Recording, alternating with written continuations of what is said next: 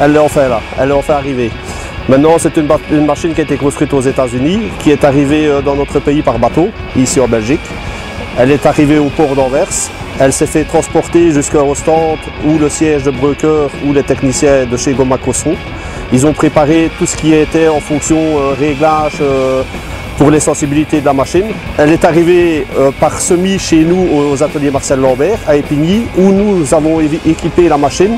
Donc on a rajouté des caméras, on a remis des phares supplémentaires, cuve à eau, pour avoir assez d'eau pour nettoyer la machine. Des ateliers Marcel Lambert, elle a été retransportée sur une semi sur BC, qui est arrivée sur un chantier où nous avons fait 2 jours de préparation machine. Nous avons repré-réglé la machine aux filières, on a encore reprofiné des réglages. Et aujourd'hui, c'est le grand jour, c'est le test du béton.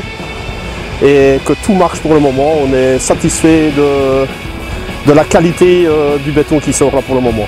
Les applications de cette machine servent à faire des dalles de 3 mètres jusqu'à 5 mètres de large ou des routes.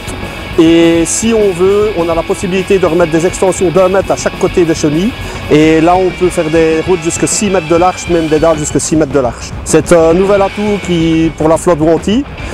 Moi ici, j'ai été spécialement engagé pour justement évoluer au niveau béton. Et ici maintenant, ça fait 5 ans et demi que je suis chez Wanty. Je suis très satisfait de cette entreprise qui est très familiale.